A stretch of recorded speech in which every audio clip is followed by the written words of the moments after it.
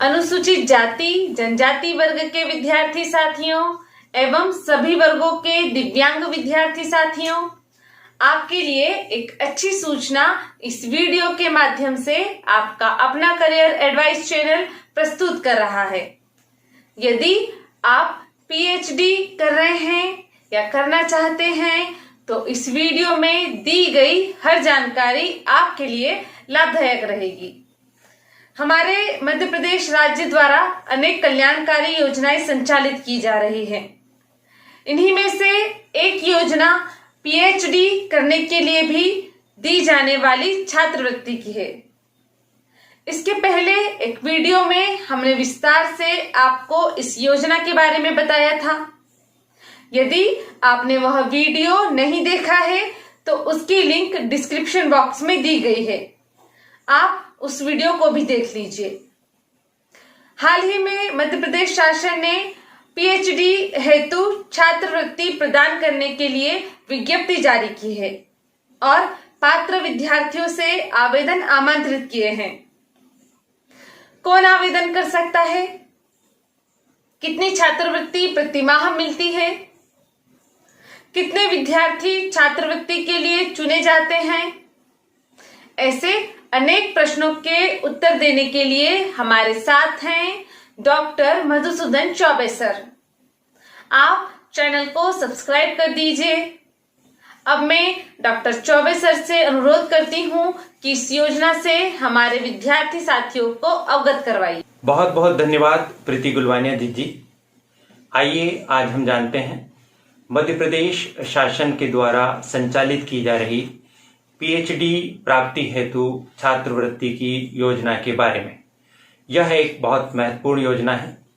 PhD की उपाधि प्राप्त करने पर होने वाली अत्यधिक धनराशि को व्यय करने में हमें कठिनाई आ सकती है, लेकिन इस छात्रवृत्ति का लाभ मिल जाने पर हम इस उपाधि को सहजता से प्राप्त कर सकते हैं और उच्च शिक्षा विभाग में अच्छा करियर बना सकते हैं। आइए कुछ बिंदुओं के माध्यम से इस योजना को समझने का प्रयास करते हैं। सबसे पहला बिंदु यह है कि इस योजना में छात्रवृत्ति के तौर पर कितनी राशि प्राप्त होती है। मुझे बताते हुए खुशी है कि यह अच्छी राशि छात्रवृत्ति के तौर पर प्रदान करने वाली योजना है। इस योजना के अंतर्गत प्रति माह 16,000 रुपया छात्रवृत्ति प्राप्त होती है। एक बार पुनः दोहरा रहा हूं कि 16,000 रुपया प्रति माह छात्रवृत्ति हम प्राप्त कर सकते हैं और यह छात्रवृत्ति की राशि पीएचडी की उपाधि प्राप्त करने में होने वाले व्यय के लिहाज से पर्याप्त है। इस राशि के माध्यम से हम बिना आर्थिक परेशानी के इस पीएचडी की पाठ्यक्रम की अवधि को पूर्णता प्रदान कर सकते हैं। दूसरा बिंदु है कि इस योजना का लाभ किन्हें मिलता है। इस योजना का लाभ अनुसूचित जाति और अनुसूचित जनजाति के समस्त विद्यार्थियों को तो मिलता ही है, इसके साथ साथ दिव्यांग विद्यार्थी साथी भी इस योजना के लाभान्वित अभ्यर्थियों की श्रेणी में आते हैं। यहाँ एक बात विशेष रूप से रेखांकित करने योग्य है कि दिव्यांग विद्यार्थी साथी किसी भी वर्ग के हो सकते हैं, अर्थात अनारक्षित या सामान्य, अनुसूचित जाति, अनुसूचित जनजाति या अन्य पिछड़ा वर्ग, किसी भी वर्ग के दिव्यांग विद्यार्थी इस योजना का लाभ प्राप्त कर सकते हैं। इस योजना का लाभ प्राप्त करने के लिए पात्रताएं कौन कौन सी होनी चाहिए, आइए उसकी भी चर्चा कर लेते हैं। सबसे पहली और महत्वपूर्ण पात्रता यह है कि आवेदक मध्य प्रदेश का मूल निवासी होना चाहिए, अर्थात इस योजना का लाभ केवल मध्य प्रदेश के मूल निवासियों को ही प्राप्त होता है। दूसरी पात्रता की शर्त यह है कि आवेदक के लिए यह आवश्यक है कि उसका भारत के किसी भी विश्वविद्यालय में, जिसे विश्वविद्यालय अनुदान आयोग की मान्यता प्राप्त है, वहां पीएचडी का पाठ्यक्रम करने के लिए पंजीयन होना आवश्यक है। इसका क्या तात्पर्य है? इसका मतलब यह है कि पीएचडी करने के लिए पहले हमें एक एंट्रेंस टेस्ट देना होता है। एंट्रेंस टेस्ट देने के पश्चात हमें कोर्स वर्क करना होता है, फिर एक आवेदन पत्र जमा करके आरडीसी के समक्ष से गुजरना होता है और उसके बाद हमारा पंजीयन होता है। यानी शुरुआती कुछ चरणों को पार करके जब हम किसी मान्यता प्राप्त विश्वविद्यालय में पीएचडी करने के लिए पंजीकृत हो जाते हैं तो उसके बाद ही हमें यह छात्रवृत्ति प्राप्त करने का अवसर प्राप्त होता है। आप में से कुछ विद्यार्थी यह बात सुनकर निराश हो गए होंगे, क्योंकि इस वीडियो के अधिकांश श्रोता इस समय या तो स्नातक या स्नातकोत्तर में अध्ययन कर रहे हैं या अभी अभी उनके चतुर्थ सेमेस्टर का परीक्षा परिणाम आया होगा। विद्यार्थी साथियों, निराश होने की जरूरत नहीं है। इस योजना के बारे में इस वीडियो के माध्यम से पूरी जानकारी आप प्राप्त कर लीजिए, ताकि जब भी आप पात्रता अर्जित करें तो इस योजना का लाभ लेने के लिए जागरूक रहें और जैसे ही आपका क्रम आए, आपका पंजीयन हो जाए और विज्ञापन निकले, वैसे ही आप इस छात्रवृत्ति को प्राप्त करने के लिए आवेदन कर सकें। इसलिए आप इस वीडियो को पूरा ही सुनिए। आप में से कुछ विद्यार्थी यह भी जानना चाहते होंगे कि पीएचडी करने के कौन कौन से चरण होते हैं और इसके लिए कई जगह पर पूछताछ भी करते होंगे। जैसा कि आपको ज्ञात है कि यह करियर एडवाइस चैनल आपके करियर से संबंधित सभी आयामों को स्पर्श कर रहा है। इसी वीडियो के डिस्क्रिप्शन बॉक्स में एक लिंक दी गई है जिसमें पीएचडी किए जाने के समस्त चरणों के बारे में बहुत सरलता से समझाया गया है। इस वीडियो को देखने के बाद आप उस वीडियो को भी देख लीजिए। आइए लौटते हैं फिर से। इस छात्रवृत्ति को प्राप्त करने के लिए क्या क्या पात्रता चाहिए। पहली पात्रता मध्य प्रदेश का मूल निवासी होना चाहिए और दूसरी पात्रता की हमने बात की कि किसी विश्वविद्यालय में पीएचडी के लिए पंजीयन होना अत्यंत आवश्यक है। तीसरी पात्रता या आवश्यकता होगी अनुसूचित जाति या अनुसूचित जनजाति की दशा में जाति का प्रमाण पत्र, जो कि प्राधिकारी के द्वारा, जैसे यह प्रमाण पत्र जारी करने का अधिकार है, जारी किया गया हो। और दिव्यांग हमारा आवेदक साथी है तो दिव्यांगता का जो प्रमाण पत्र है वह आवश्यक रूप से उसके पास होना चाहिए। अगली पात्रता पारिवारिक आय से संबंधित है।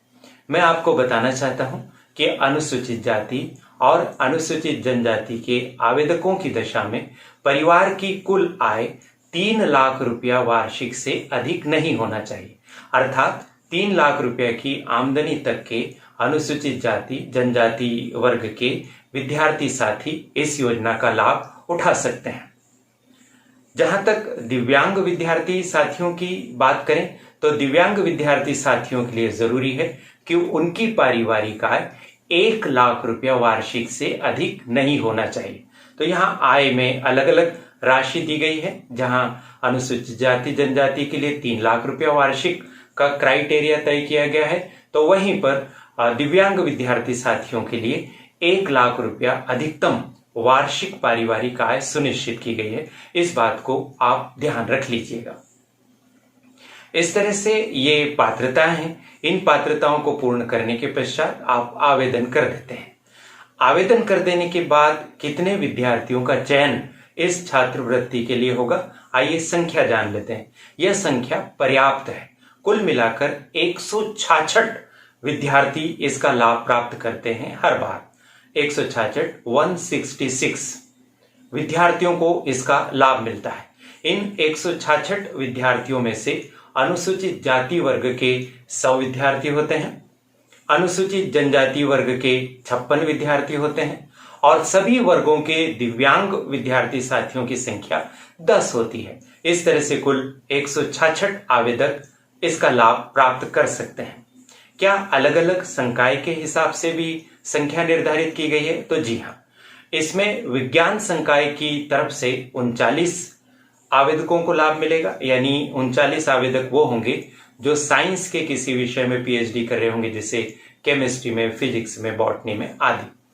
वाणिज्य संकाय के लिए भी 39 सीट इसके अंदर निश्चित की गई है।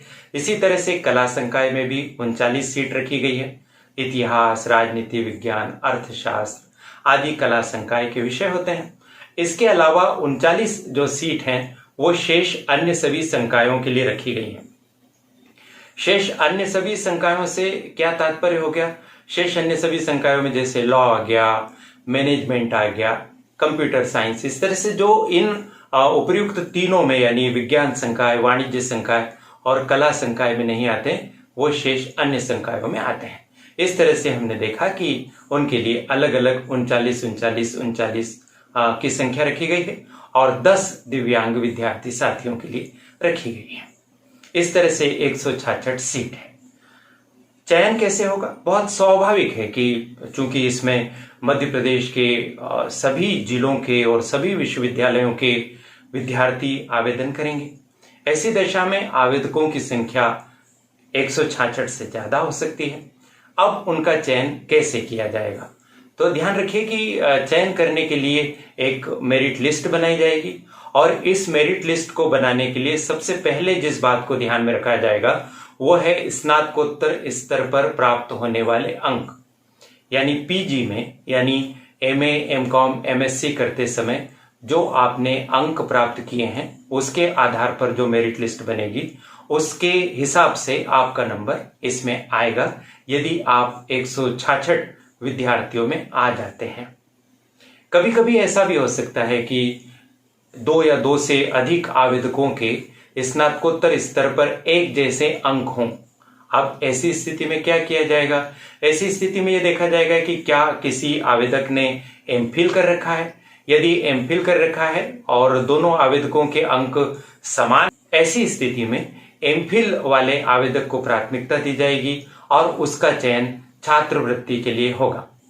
मान लीजिए कि दोनों आवेदकों ने एमफिल कर लिया है और स्नातकोत्तर में उनके अंक भी दोनों के समान हैं, तो ऐसी स्थिति में यह देखा जाएगा कि जिस विद्यार्थी का पंजीयन पहले हुआ है उस विद्यार्थी को पहले छात्रवृत्ति के लिए चुना जाएगा।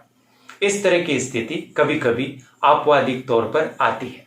तो यहां पर आप समझ गए होंगे कि यदि आप इस समय स्नातकोत्तर के विद्यार्थी हैं या बीए, बीकॉम, बीएससी में ही पढ़ रहे हैं और आपका लक्ष्य है पीएचडी करना और आप सोचते हैं कि इस छात्रवृत्ति का लाभ मैं जरूर प्राप्त करूंगा, तो आपको यह ध्यान रखना चाहिए कि पीजी में बहुत मेहनत करनी चाहिए।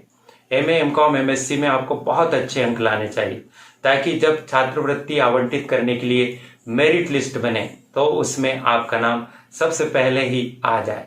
और यह कोई कठिन काम नहीं है। पीजी में अगर आप सिस्टमेटिक ढंग से स्टडी करेंगे तो आप जरूर बहुत अच्छे अंक प्राप्त कर सकते हैं।